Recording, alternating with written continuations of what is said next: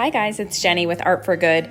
Today I'm going to show you how to combine different techniques, not just acrylic pouring techniques, but other types of painting in order to create some really unique and amazing landscape art.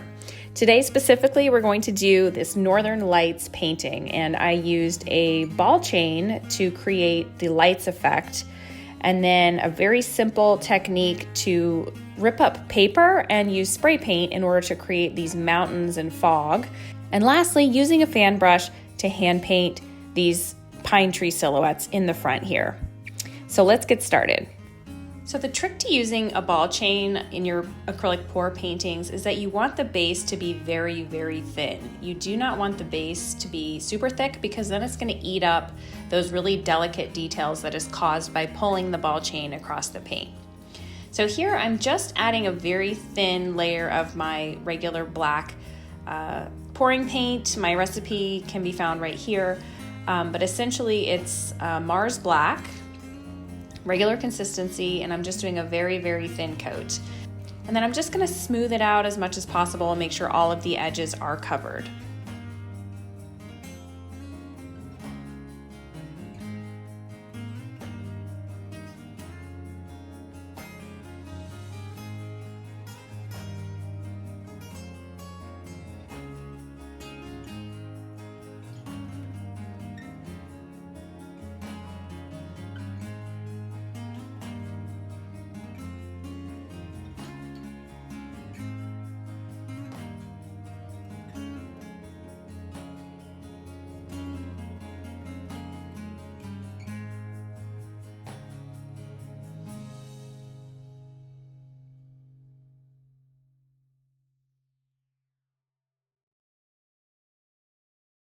All right, so I bought a pretty inexpensive pack of these ball chain necklaces off of Amazon, and I'll put the link to the one that I purchased in the description.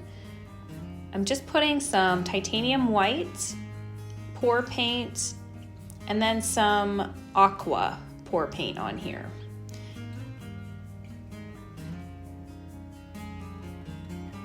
And one thing you want to do after you pull the chain out is to just make sure you don't have too much paint on the chain. If you do, you can just run your finger over it to make sure it's not going to drip everywhere, and just so you can get those really fine details, as I mentioned before.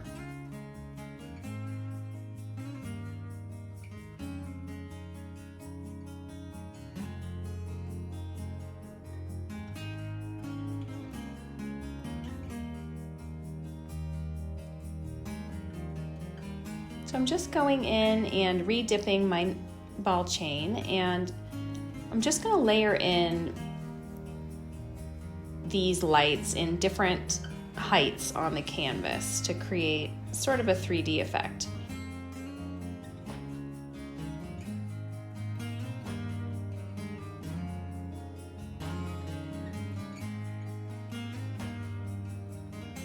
And you'll see how I go in and actually overlap on my previous chain pull.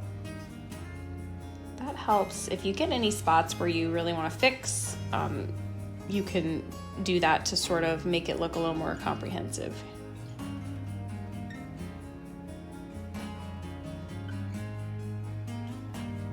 Using a ball chain is a really cool technique to use if you're trying to create flowers as well. If you wanted to do more of a floral color palette, this is a really fun technique to experiment with.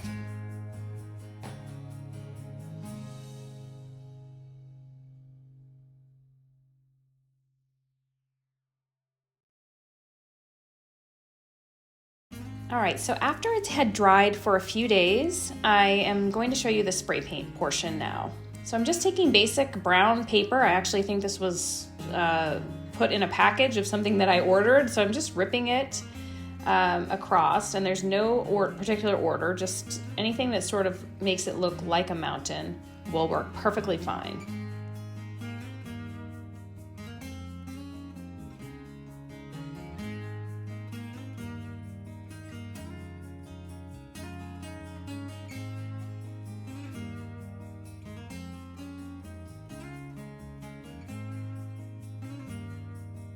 You want to create a few different pieces because you're going to be layering about 3 different pieces on, then that's going to give it that effect of looking like an actual mountain range.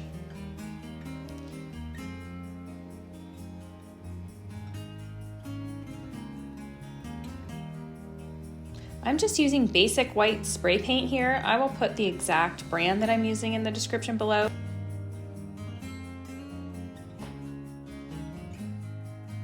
I'm just taking a moment to shake up my spray paint off camera here.